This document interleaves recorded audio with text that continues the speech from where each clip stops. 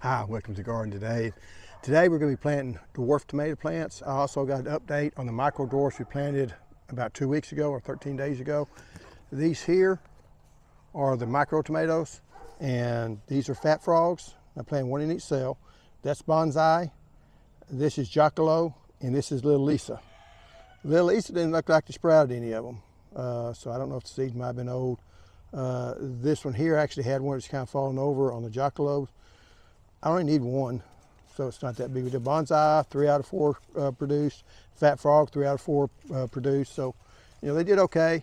You're not gonna get 100%. This is bad, but, and I have noticed sometimes on your micro tomatoes, they do tend not to have quite as good a germination for whatever reason. And a lot of us, they just don't have the vigor that the regular tomatoes have.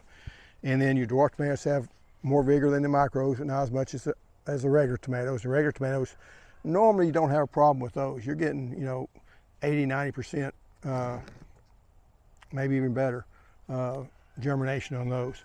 So I don't plant 2 per cell for that reason, but I do know I'm planting more than what I need. So there goes the mosquito. Because we're in Southeast Texas and we get mosquitoes year round. And today's a really nice day. It's pretty outside. It's been in the 70s, a little windy.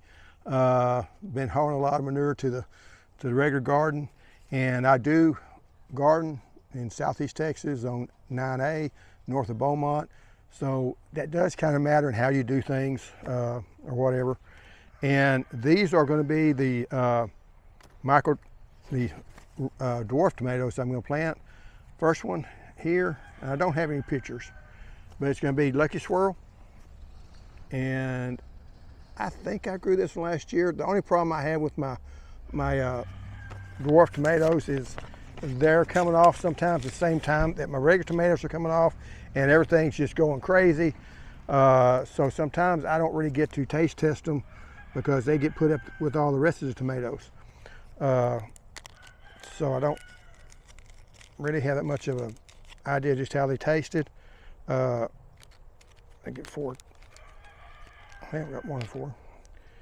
Seeds look good, and I don't want to plant them too deep. I got them just a small indention, and then I'm going to put some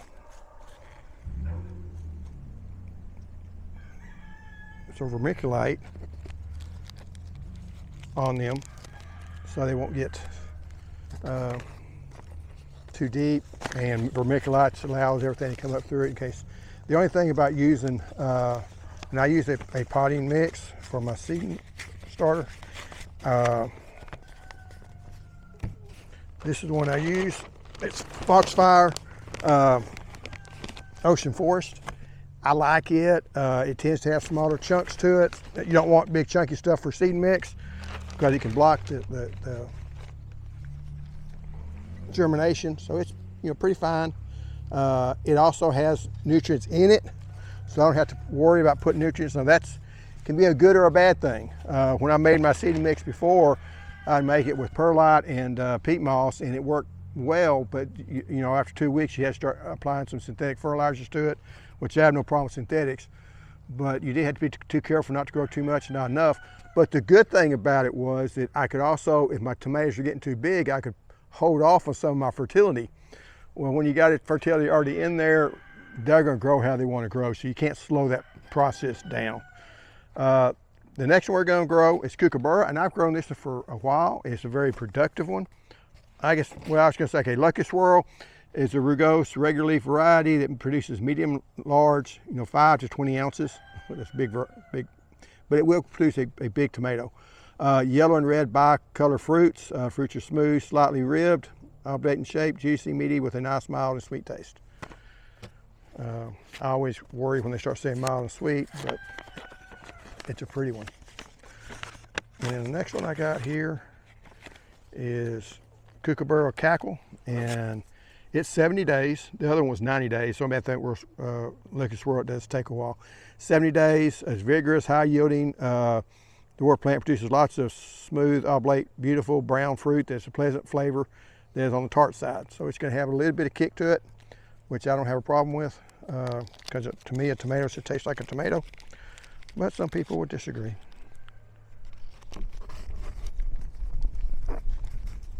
And I just say it was windy, so hopefully this stuff won't all blow away on me.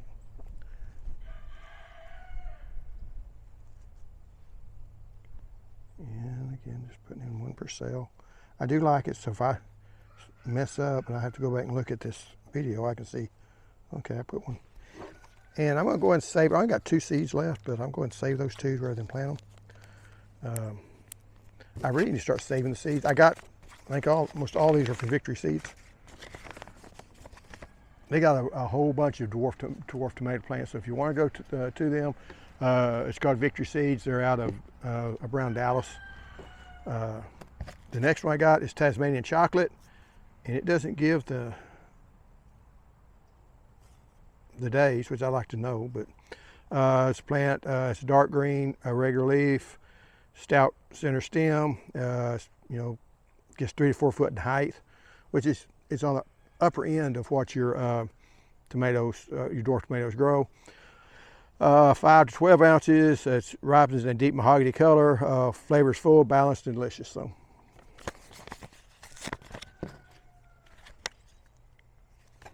and I misspelled Tasmanian. I didn't try to spell it. So,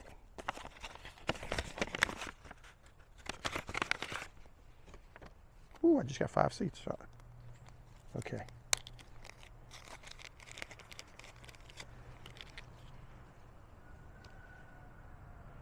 These seeds don't look that great either.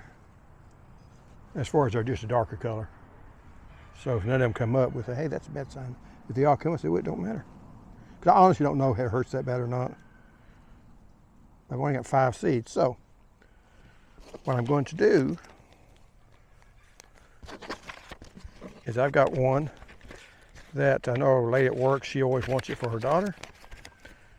And I want to make sure that I grow that one. So I'm going to put one called Fuzzy Wuzzy. And Fuzzy Wuzzy is a very fuzzy, it's got a fuzzy kind of silvery leaf to it. Even the tomatoes themselves have a little bit of fuzz on them. And, but you can definitely tell, and I got these from Woodland Creations. I do like their seed packs. In fact, you get this seed pack to be able to see it. You get this seed pack here. So if you get lost, and it also tells the date that the seeds were packaged. So they don't give you descriptions, that's okay. It makes a very pretty tomato. So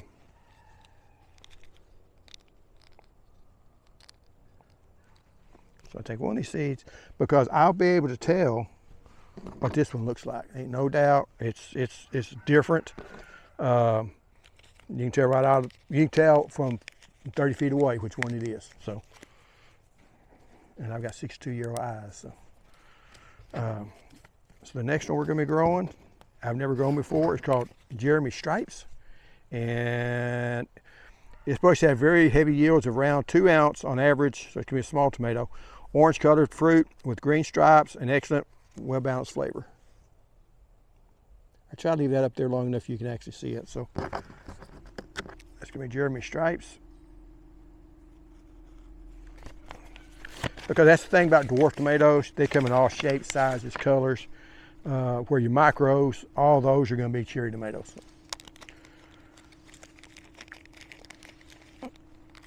The only problem I've had with the micro tomatoes is finding a good way to trellis them. I don't have that problem with the dwarf tomatoes because the dwarf you just use regular,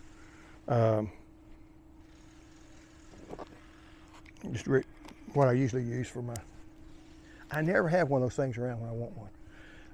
I use the rebar or the concrete wire for mine. So I got one that's about this high, and you put that in the deal and put some stakes around it, and it'll work fine. And then we got a Velvet Night, and Velvet Night is a 70-day. Supposed to be very productive, cherry type fruit with purple in color and vary in size from 1 to 3 ounces. It's supposed to have excellent flavor. Purple. Just we'll see. And like I said, it's first year. Bought the seeds last year and just ran out of room. I've got a whole bunch more seeds that I don't have. I just don't have a place to put them. So.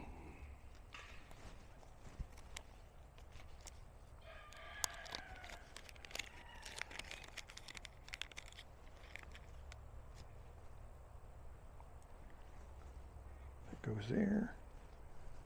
Goes there. There.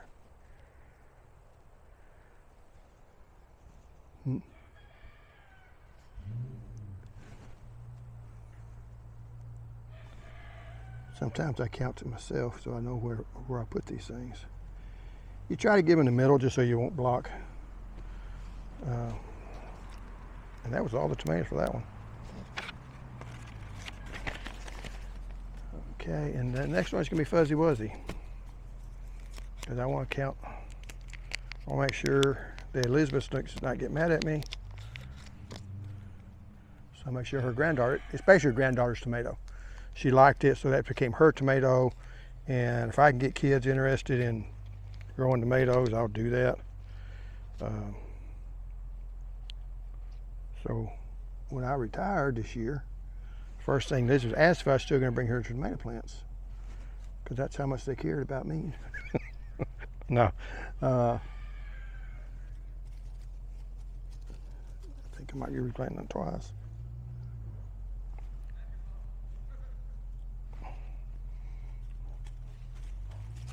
That's going to be Fuzzy Wuzzy.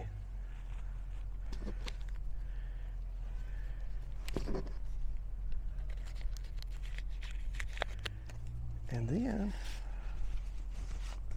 I've got two others. I'm going to do this a little weird, so I may regret this. I've got one 75 days called Marlinga.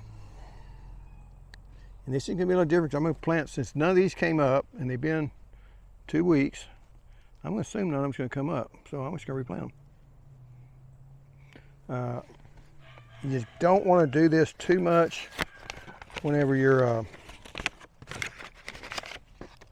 mixing these two together, because these are going to be real small and these are going to be bigger.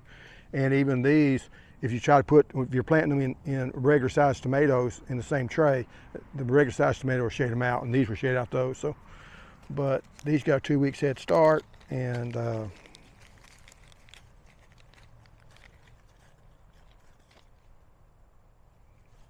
let's see how this goes.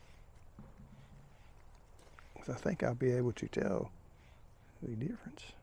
Well, these I know I will, but then we get creative on the next one. Okay.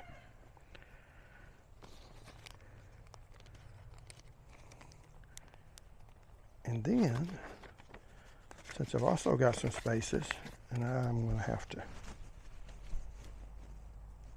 yeah, that's got on both sides, so it's no good no more. Can I show this one? Can't remember. It's tomato. No, wait. It's Marlinga. I almost made a mistake.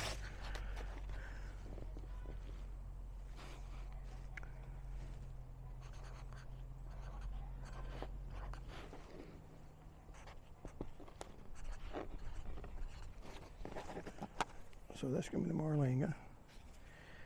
And then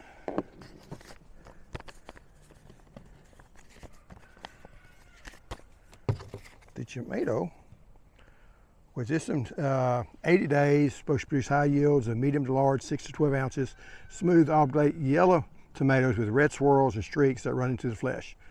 They average 4 to 8 inches tall and require sturdy support. So this is going to be a bigger tomato. It might not be putting in these here, but I think by the time these come up and start growing, these will be big enough to replace. So that's my theory. And I should be able to tell the difference in them. What I'll do,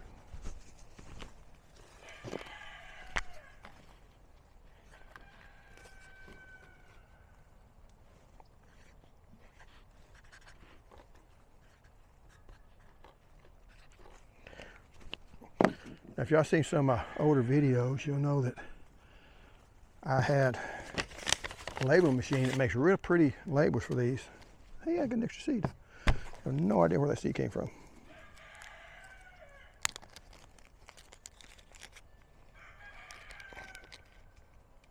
Come on. And they all come out one time. I always put them in this hand and put them back on that hand. I'm left-handed when I write and when I eat, but I'm not left-handed in anything else. So I tend to want to use both my hands. And I think that's all I'll put.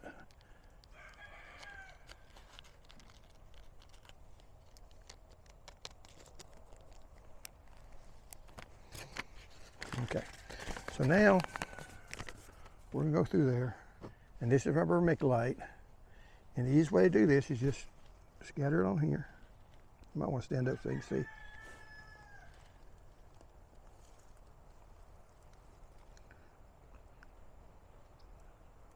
You don't want to breathe this stuff in because it's not good for your lungs. It's just sharp, fine stuff. Now, my wife's had a lung transplant, so I am a little bit sensitive on taking care of your lungs and things.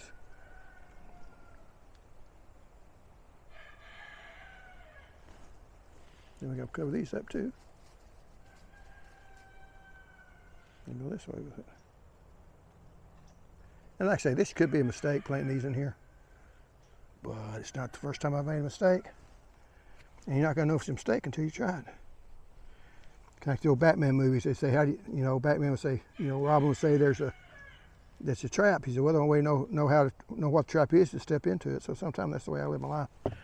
But anyway, this is my dwarf tomatoes. I'll keep you updated on how they do. And I just stuck it out to the end. I'll see you next time. Goodbye.